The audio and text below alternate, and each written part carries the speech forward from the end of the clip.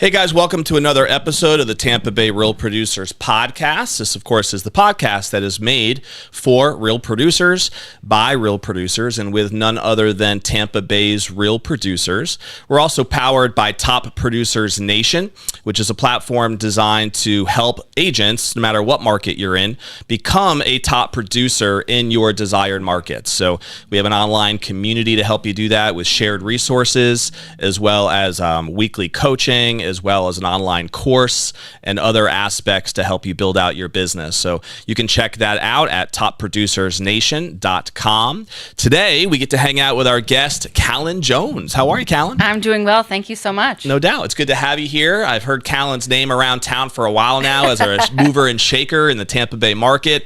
If she looks familiar, Callen was featured in our October 2024 issue as a rising star in Tampa Bay real estate. So you can check that out. I think Rob will probably even show you a little bit of that on the screen here in any minute. So Callen is the founder of the Jones Home team. Jones Homes, home or homes? Home team. And that's with Dalton Wade Inc. as the brokerage. So let's talk a little bit just about your background first for people who might not know your story. I know I saw in the article, I think you grew up in Pennsylvania. Is that right? Correct. Okay. Yep, Western Pennsylvania. Very cool. So is that like the Pittsburgh area, I take it? It is. Yes, absolutely. Very cool. Was that south of Pitt, or where did you grow up So out there? I was east of Pittsburgh. Okay. So Latrobe, Pennsylvania, which is the home of Steeler Training Camp. Yeah. And Mr. Rogers, right? So and I think Dan Marino was from there, if I remember. Yeah. Lots of connections there. Yeah. You know, it's big interesting. sporting background around there. Absolutely. Absolutely. And so what eventually got you to Florida? So my path is truly atypical. So I went to college and grad school in Pennsylvania, and then I have a master's in higher ed. So I was working at a small college in Ohio, and I did a nationwide search. So at that point, it was, I wanted more professionally, but it was also the chance in my mid-20s to say, where do I want to go? So at that point, I was a finalist for a job at Georgetown in DC, Miami, and then USF. And the job at USF was a new role. So it was a great opportunity to live by the beach, but also to build something. So that's 10 years ago. I moved here to work in the University of South Florida in the Office of Multicultural Affairs. Okay. And then from there, I worked at the University of Tampa also. And that was really at a point. I'm a UT grad. See, we Phil got Spartan. it. Love the connections. Two very different experiences, right? Working at USF and then UT and seeing kind of the scope of who comes to this area, why are people coming to this area? And I knew that I wanted more, right? At that point, it was an opportunity of when you're in roles that you can only move up if it vacates. That's kind of tough. It's also hard too when you work really hard and you don't get anything more for that extra work. So at that point, I started having conversations and was actually recruited into real estate. I knew somebody who was on a local mega team. It was going really well. And we looked at kind of what are my skills? How could I be successful? And then the thing for me too, with that education background, the opportunity to learn from somebody who already figured it out, that made sense, right? Absolutely. People all the time say, oh, why would you do that? Because in real estate, essentially the barrier to entry teaches you nothing about being a realtor. Sure. Yep. So you're going to get into it. People are going to want you to facilitate millions of dollars of real estate. Yep. And you know how many feet are in an acre. Like that. Yeah. That's not going to be And the classes helpful. are about like trying to educate you on like the contracts and some of the legalese type side of things. It doesn't really teach you how to grow a business. Exactly. So I looked at it as that was a smart move. It was risky. It was scary to say, hey, I'm leaving this salary job with benefits and a background. But that really got me where I am. And I think a lot of those community connections that I built in those roles are really part of who I still serve today and how you build that and, do good work for good people based on who you are and how do we actually make this mean something to you versus just an asset on a P&L sheet. Totally. It makes a lot of sense. Did you have any interest in real estate prior to being recruited? Was it something you thought you'd get into one day, or was that kind of a total new industry for you? It was new, but I'm a very proud kind of middle millennial. So a lot of that HGTV explosion happened where we were seeing house hunters. You were watching the flipping shows and be like, this is interesting. Well, and it really showed you, because I always pay attention to the human aspect of it. So like, what are they not showing us? Like, I love when people are shocked that House Hunters is staged. Like, right. You just think think every time it is reality TV for a reason. Well, and every time people see 3 houses and magically it works out, like, how could that happen? Right. But it was that piece of what would that look like. Admittedly, I was hesitant because I didn't want to give up some of the control. It was nice having a job where your schedule is very controlled. Yeah. I taught classes at this time. I met with students at that time, which has been the biggest shift into real estate. But I always saw it as an opportunity I knew I could succeed in that. And then what would that look like? Because truly, real estate is one of the few industries that whatever you put in has the opportunity to grow. Yep. But it's not going to grow if you don't continue to build it. Totally. It makes a lot of sense. Was it a shock for you to transition from this W-2, experience, right? Your background in getting paid salary, that's a big transition to go from that to actually being able to, build a business, have no guarantee of what your income is, know that in order to, you have to eat what you kill, so to speak. Absolutely. In that world. So what was that first year like for you in making that change? It was tough. And I think the biggest piece for me is the lack of understanding that real estate, especially at the beginning, has nothing to do with houses.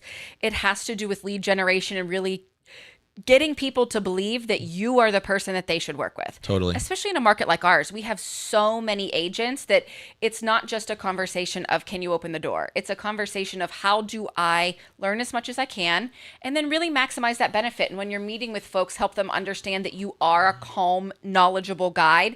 But when you don't know anything, that's tough. So that first year was a lot of dissonance, a lot of there is no money. The one thing that I'll say in real estate too, especially for people just getting into it, you're going to do a lot of work for no money.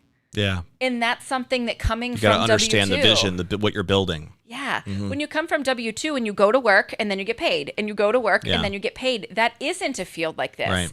So you have to figure out, how am I going to support that? And then what am I going to do to make sure that my needs are met? Because if they're not, and I think that that's where a lot of agents have to leave the field. We know that those numbers are huge in the first few years because the real life piece of it, if you can't pay your bills, totally, where are you going to go?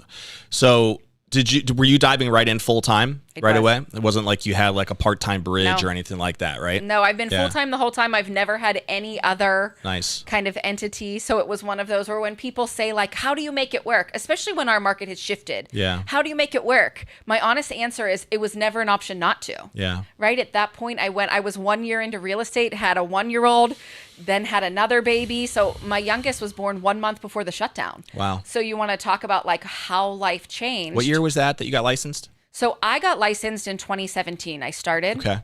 So there were a few years before things got a little bit wild, but admittedly, like, it's been a process all along of what do you do, how do you build it? And then the bigger thing is that external shifts affect so much.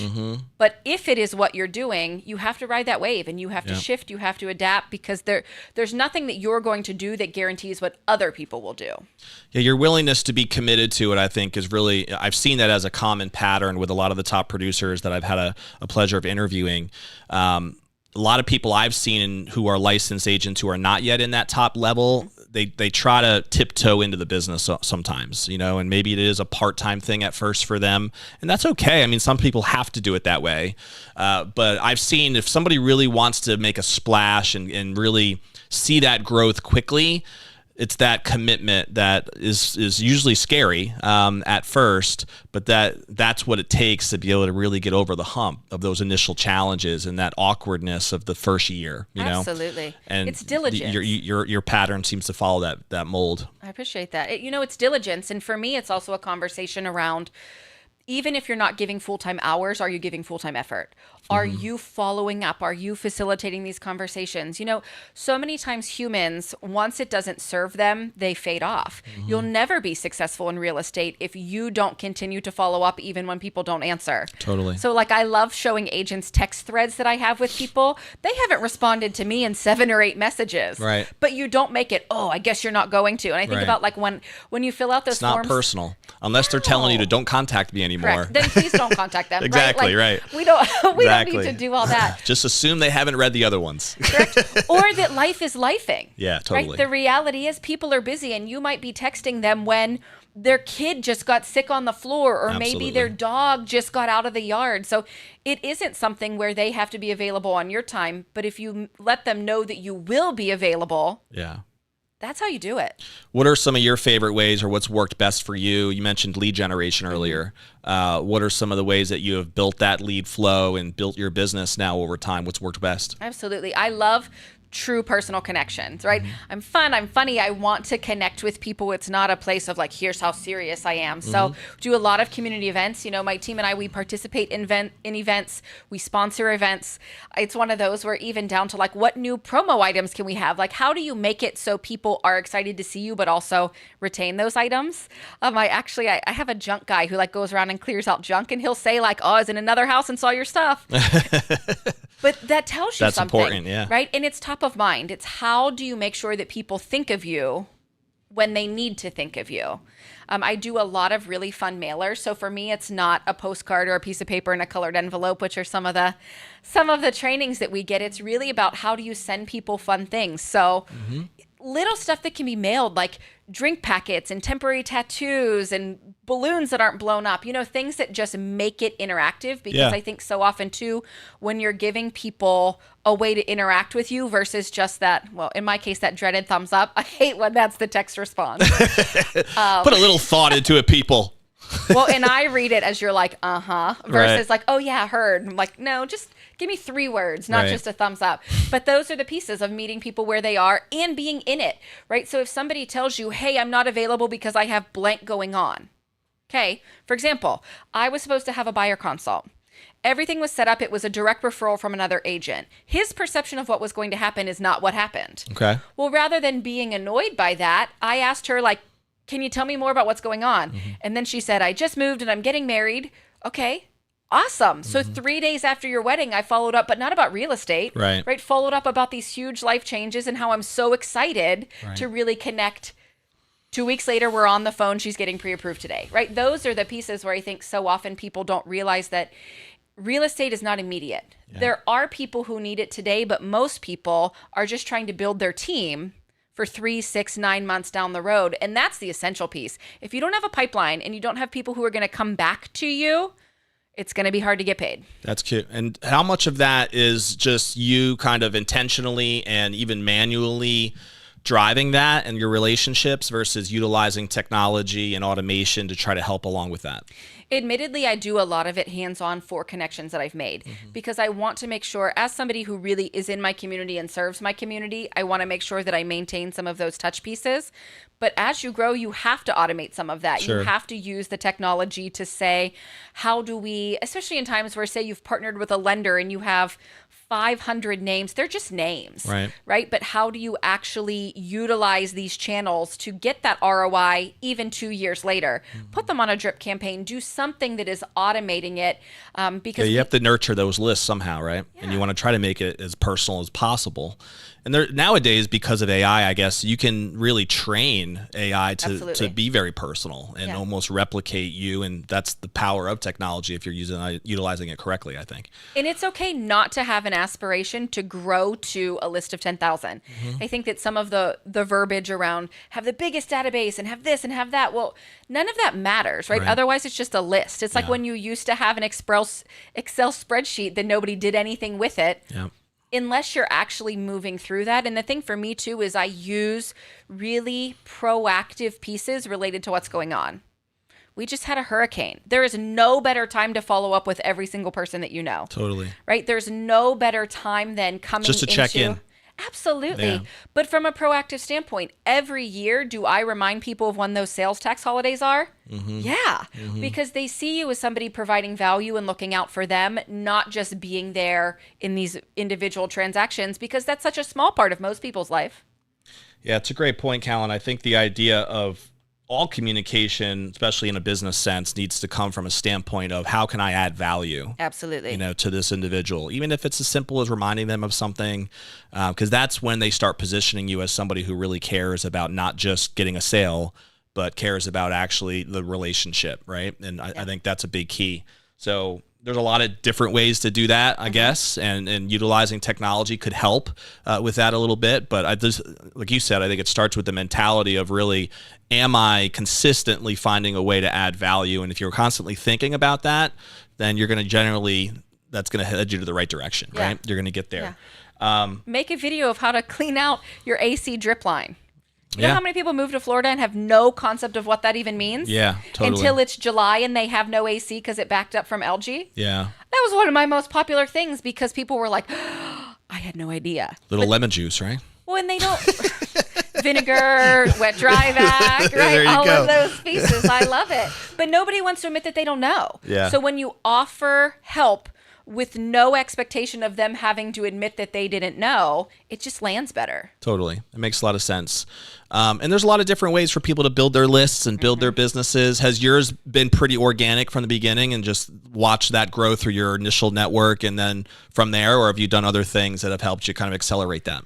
No, thankfully it has shifted. It started more in the traditional real estate. Are we working leads? Are we cold calling? Are we doing some of those pieces? And I realized that there was actually a joke years ago where somebody that I worked with called me Bestie Realtor because I had the best conversations with people. I knew so much about them.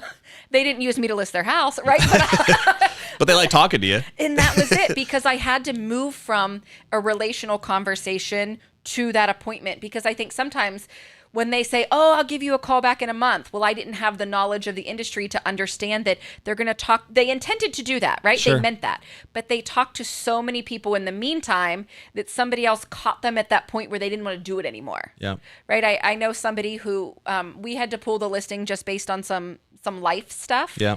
And he said, like, if one more agent calls me, but it wasn't even from a place like, he actually told one person, like, please don't ever call me again. And the agent said, I will never stop. Those are some of the pieces of, we're That's not allowed to wild. do that. Yeah. Well, yeah. And the other thing is, why would anybody work with you if that's what you're leading with? Right. Right. So those are some of the pieces of how do you There's a lead feeling, I guess, out there for some people that they think persistence is going to win the day. And there's some truth to that in some ways, but there's a difference between being persistent and being annoying. Yeah, like you're a creep. It's Right. one of those where it gets to Exactly. the point where once people don't enjoy your energy, why would they then want to work with you in one of the most stressful things they're ever going to do? Totally. It doesn't make any sense.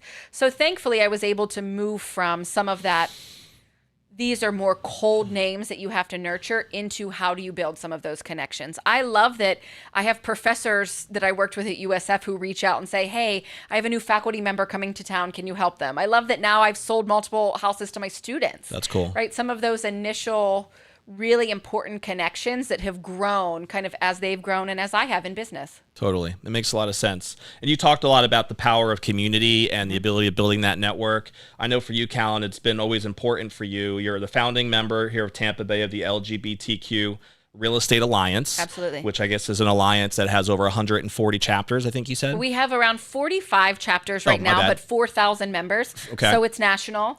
And it really But is. you founded it locally. Correct. I was the Tampa founding. Bay? Yeah, I was the Okay. founding president. So it was a time where people across the nation were coming together.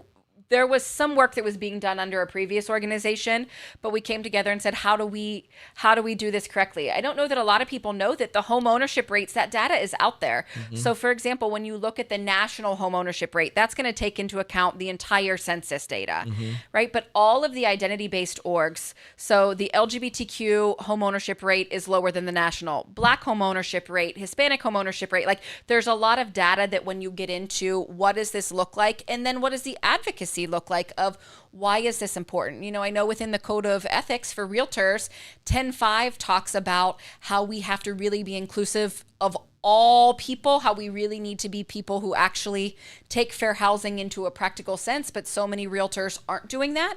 And I think that that's really where the advocacy comes in, of not only that you should be doing it, but why. What does it mean when you say that, like for me, my tagline is inclusive real estate. What does it mean that people can come to me and share any detail about who they are?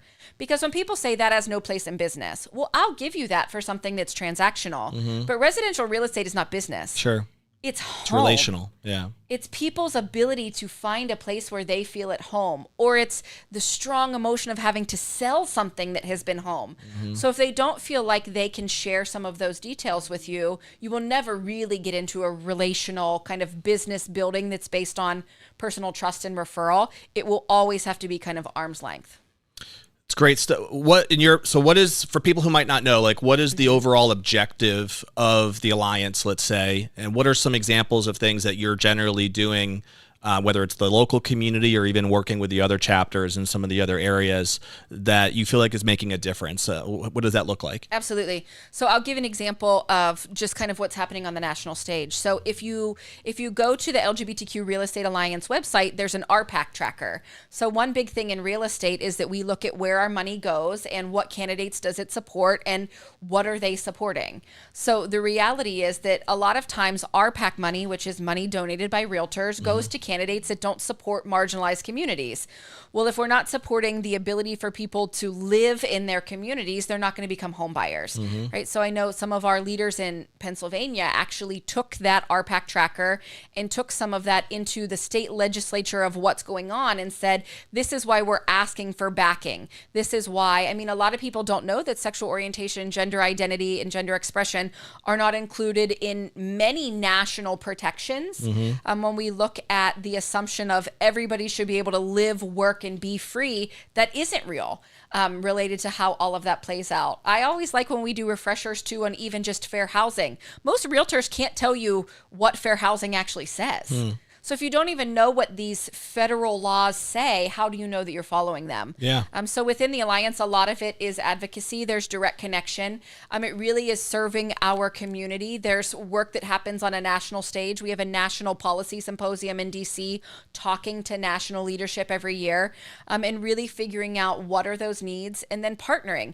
Tampa is really unique. So Tampa is leading the way that our Association of Realtors, they have an actual organization and an MOU. So a memorandum of understanding within all of the orgs. So NAREB, NAREP, ARIA, Women's Council, the LGBTQ Real Estate Alliance, those are all orgs for specific identity groups within real estate. But Tampa has said, how do we bring you together? There is so much power when we do it together. How do we support one another? How do we bring that work to the forefront? We also, Tampa now has a diversity and outreach committee within our association. I'm on that committee kind of leading the way of what does this work look like? Because I think so often people don't know what they don't know. Sure. And you make decisions based on assumptions within your life experience, and your lived experience is vastly different than mine. And I think if we really seek to serve in an authentic real estate based way, sometimes we need some of those pieces. We need to understand, for example, NAREB, which is the organization serving Black realtors. That organization started here. It started because our association was not inclusive of Black real estate professionals. That's a lot of history that I think when you look at how that plays out, frames kind of where we are and what we're doing. So are the members of the Alliance in your chapter agents? Correct. Solely, or are No. there others as well? Anybody in real estate is welcome. So we have agents, we have lenders, we have title folks, but we also have those adjacent professionals. I mean, it's great because actually almost half of the organization are allies in some way. So it's something where it's not just for open the LGBTQ. So anybody who sees the importance of Absolutely. promoting the cause within the real estate community is actively involved or could be actively involved. Yeah. Correct. And that's actually true for all of those orgs. Like I love when you get into some of those conversations and you realize, for example, a lot of women's council chapters have men on the board, right? It's how do we uplift and how do we support? Because no group is ever going to move forward without true support from people outside of it. And I think that that's when you get into what are we doing? Why are we doing it? And how do we do it better together? It's telling. So everybody is welcome to join. We did just have a national How many members do you have now? Over 4,000.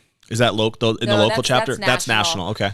I don't have the local numbers. I could get that. Yeah, no worries. I was haven't just been on curious. chapter leadership for about 2 years because I'm doing some national things. But for example, like I'm the chapter delegate over all of our Texas chapters. I will tell you, it's fascinating being in two states that are similar in a lot of ways to see what does that look like from a Tampa perspective to a Texas perspective as somebody who comes from rural Western Pennsylvania. Sure. When we talk about real estate, I mean, there's a local component and there is no national understanding. When we see these misrepresentations of trends in the media about what's happening, it presents this national dialogue that really is incorrect across the board. You mean the media has false narratives? What a shock. Absolutely not, right?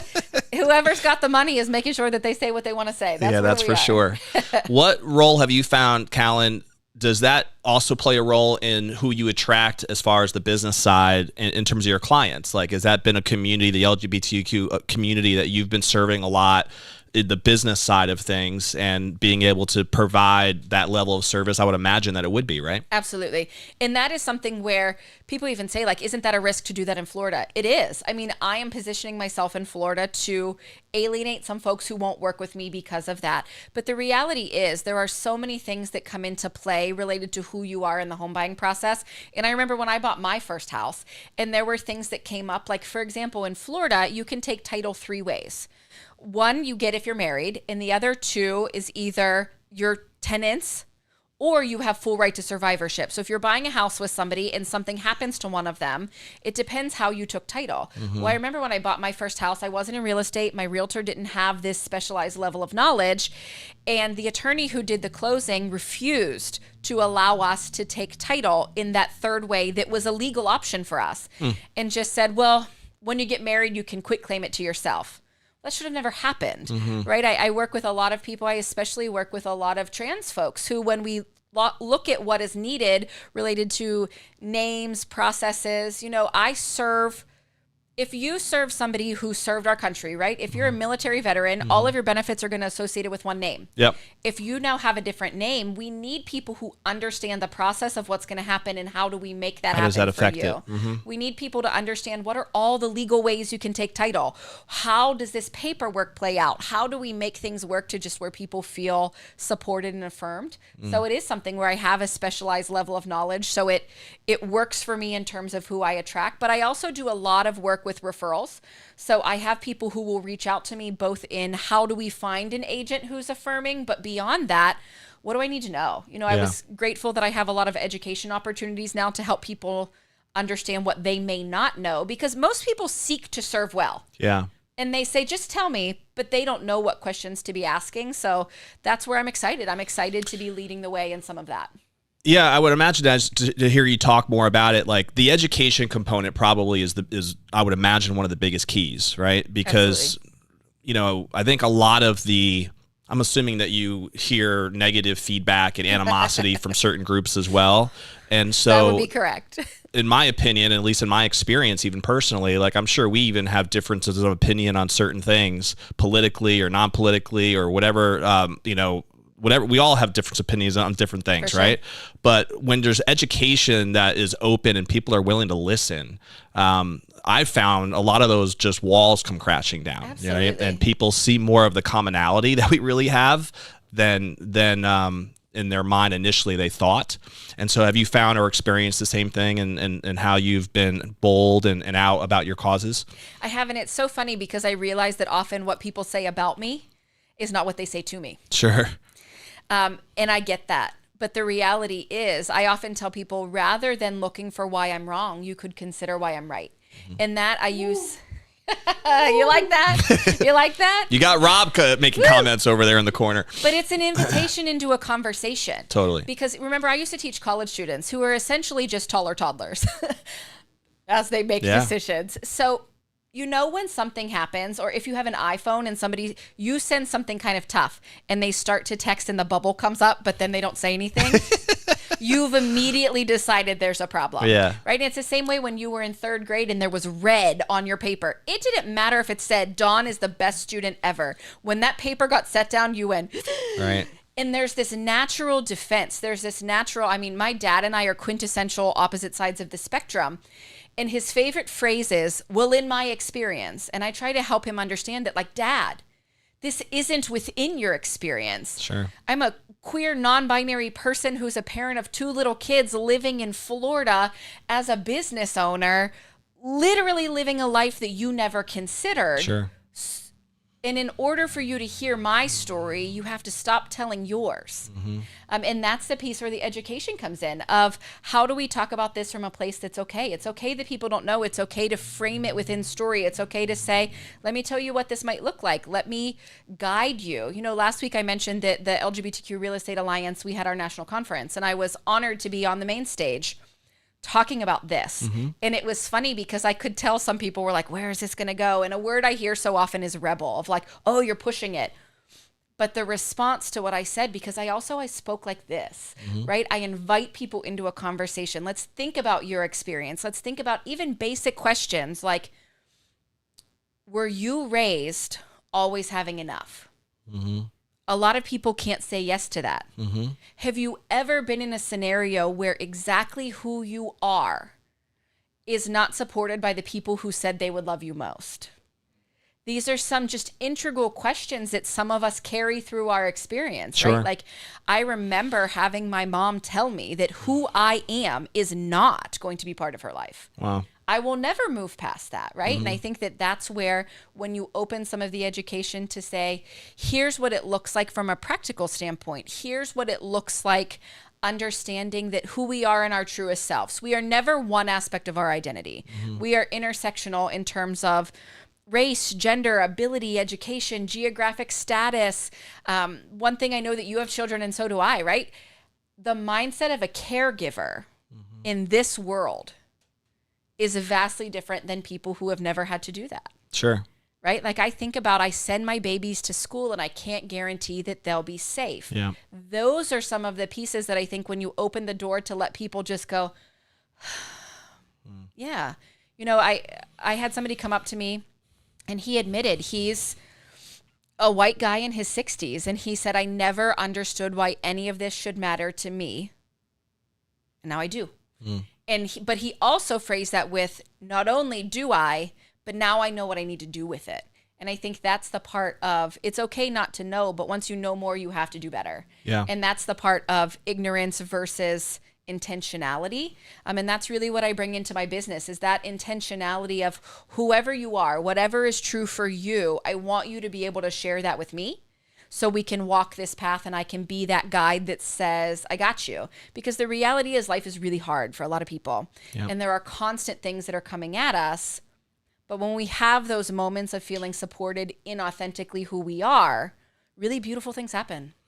Yeah, I'm a big believer in, like, we tend to learn a lot more when we're open to our blind spots and identifying the things that we've just been closed off to in the past, or at least being curious enough to discover, right? Sure. Of what's the intentionality, what's the purpose, what's the objective behind this or that, or how somebody's choosing to operate in this manner. By being curious, it really opens up a lot of windows, I think, I love that. and learning more about it. Ultimately, so I wish we had more time, because I feel like we can talk. We're having a great time. Talk for a lot more about things. Couple minutes we have left, so I want to give a couple thoughts just for people who don't know you on the personal side yet, to give a little bit of that.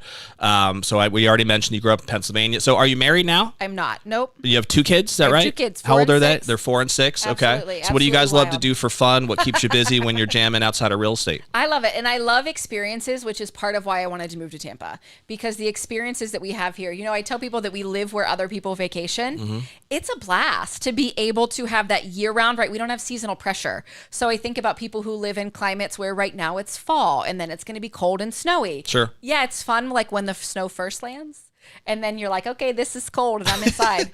So I'm somebody who I grew up in Connecticut, so I have plenty of experiences when the snow first lands. But does it, which as a feel kid is different? wonderful. But Absolutely. yeah, I got sick of it pretty quick. For sure. And life feels different. So, you know, I'm the person that, like, where do we want to go? What do we want to do? Thankfully, we have so many tourist type things, Sure. but it also is just one of those, like, giving my kids experiences. And I think about what I didn't have as a child. My mom had very strict boxes.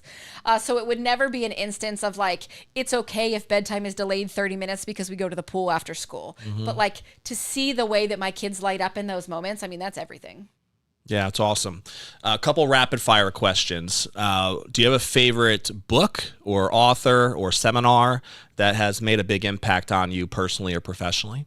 Yeah, I don't. I was trying to really think of this great answer right now. And I think for me, because it's so transitional for different phases of my life, I can tell you what it was here, what it was there. I really am at this catalyst of growth and wanting to go in this onward direction. So I actually have found myself recently struggling to get through a book. I'll get through a couple chapters and like it, but then I'm drawn to You're an another audio chapter. person, or do you like to read? No, I like to read. So I majored in English and Spanish. I love reading, I love writing, and I like kind of that physical nature of it. But I do think based on my job, I'm going to put more audio happening when I'm in the car, because it really is just some unavailable time, but can maximize some of those other pieces. Yeah, years ago, I remember listening to some Brian Tracy audios, and he was always talking about how turning your car into your driving university is a big key for people that grow and develop themselves. So I definitely agree with that mindset for sure. Do you have a favorite TV show or movie? I love some really bad like reality TV because I love the human experience, right? I love getting into it. And I am somebody that I have found that I'm drawn to things like I used to really be into Station 19, which was a Grey's Anatomy spinoff. But it was because like where I was in life and some of the stories that they were telling resonated, like it was one of those where unfortunately with my second, there was a birth scenario where some things were scary but I didn't process that, right? Like I was the partner at the time that wasn't processing that. And then they did an episode where I was just hysterical. So I love both that kind of get into it and escape, but I also love the side of like, there is some human condition even in something that is so scripted.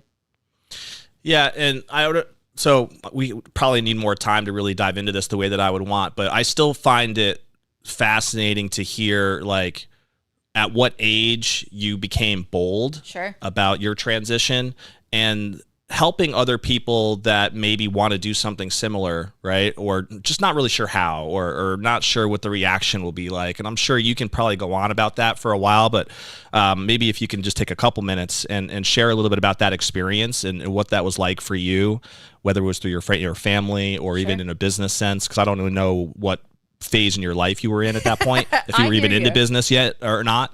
But I'd love to hear a little bit about it. What transition are we specifically talking about? Caitlin to Callen. Got it. Absolutely. Yeah. So for me, that was really tough. So I grew up without a lot of words. I'm a words-based person, but rural Western Pennsylvania, I didn't have access to some of this language. And when I say middle millennial, it was that shift in identity of like, we grew up with no smartphones and then all of a sudden here was the internet. So for me, I knew that things were a challenge. I knew that I was at a place of, I didn't know what I didn't know. I was in college when I met my first trans person, but it was still very like, I was comfortable in that I was gay and that I was figuring out some of those pieces. So was that part early in your process where you were communicating that to people? No. There's a lot of shame there. There's a lot of internalized. I was raised in a very strict Italian Catholic household with a lot of rules about who you had to be. And I remember now, like I think about things that I wrote in college about when I was a kid and kind of that like that innocence that I lost very early because I grew up with a lot of neighborhood boys who made it very clear that I wasn't one of them. But within me, I was like, I don't get it. Like what is happening here?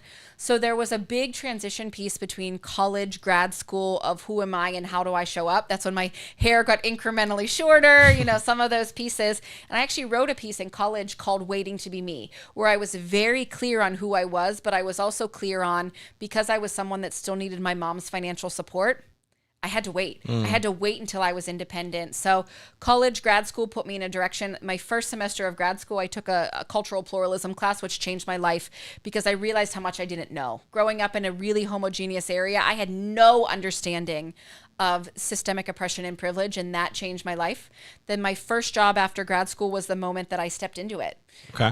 But it wasn't until I got Was that in DC, Washington? No, that was in Ohio. Okay. And I was allowed to, but it was a teeny tiny town that very much functioned like 1950s America. I mean, we had a KKK chapter that met in public in 2012. That's wild. So these were the pieces of like, what did that look like? That was the first time I dated a woman of color, and I saw like a truck pulled up and stopped and chased us, right? Some of those pieces that happen in real life. Wow. And then when I moved to Florida, I had LGBT in my job title, right? That was an empowerment piece. But I'll tell you that I started introducing myself with names and pronouns that I wanted people to use and how I wanted that to go. And even though I had LGBT in my job title, it only took a month before somebody said to my supervisor, like, we get it. Kind of, can you do less?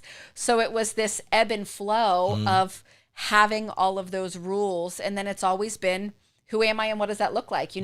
I'm in real estate where Florida requires that your legal name is on your license. And I'm constantly in this uncomfortable duality, but it really has only been the last few years that I've stepped into like, I deserve a chance to show up as me, but I'm in my mid 30s still working it out, right? How do I? Do you think a lot of that, Callen, is just about like, as you get older, you just start to maybe identify more as, I don't really care what people think anymore. There's that element of maturity and courage that comes out as you get older naturally and I'm speaking not just about your experience. Sure. I'm trying to help maybe even the audience understand people who are high school age or earlier than that who maybe had similar feelings or do that from what you experienced, but still to this day don't know how to communicate that, right? They don't know who to go to about it. They don't really feel even confident maybe talking about it, or maybe they're questioning whether it's even true, right? In their own mind.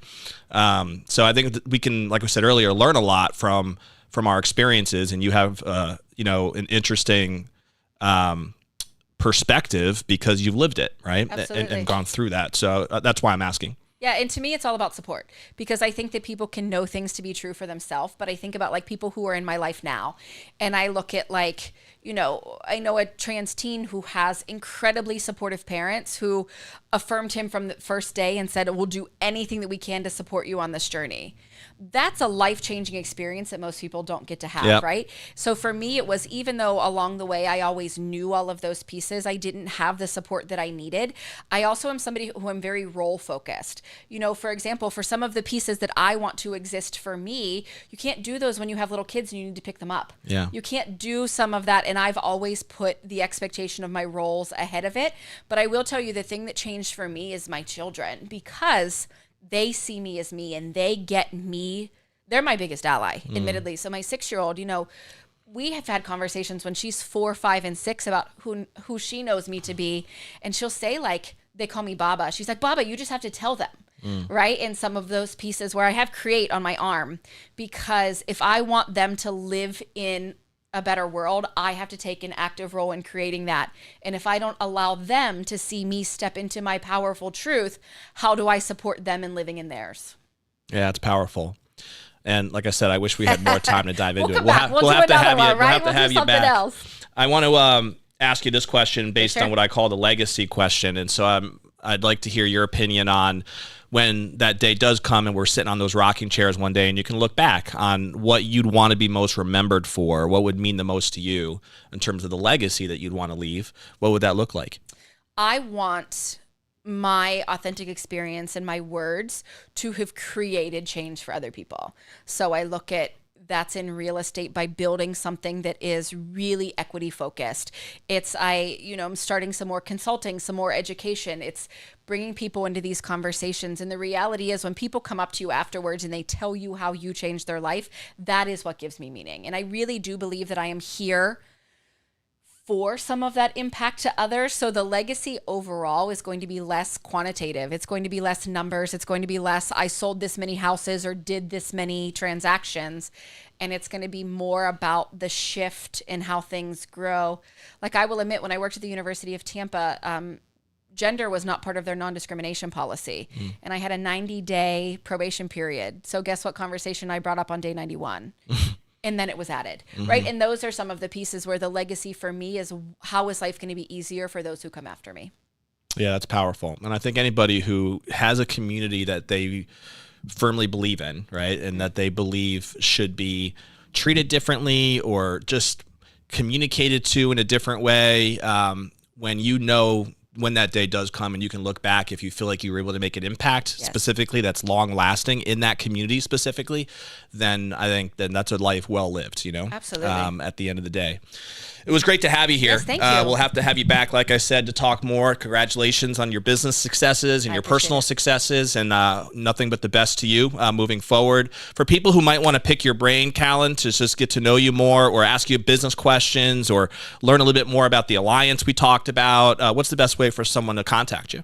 I'm super chill and flexible, so I tell people, admittedly, whatever works for you. So my cell phone, truly, you can just text me. 813-530-5687. Email is easy. My email is pretty easy. It's just the letter C Jones at the Jones Home Team. Website, I'm somebody that if you Google me, you're going to find me. And there's a lot of different pieces out there. So truly, I'm here to connect in whatever way works for you. If you are somebody in the community who's seeing this, I do have a website called Your Next LGBTQ Home. So those are resources too of trying to connect people within it. So whatever works for you, I would love to chat. Very cool. Thank you for being here. Of course, Callen, we'll put a bow on the episode the way we always do, which is to challenge the audience. So whether you're watching the live stream on YouTube, Facebook, or you're listening on any of the podcast platforms, the first thing we always challenge you to do is click the subscribe button, so that way you're notified every time a new episode drops, which we do have another interview every Friday and drop new episodes every week. So we encourage you to do that if you're not already following us. But what is one action step that you can take from this conversation with Callen today that can help propel you forward in a personal or professional way to have a better future, right? So maybe it's just learning a little bit more about some of the alliance or the association, or maybe you want to serve a similar community that Callen is serving, and you might want to get support, from somebody like Callen and some of the work that he's been able to do.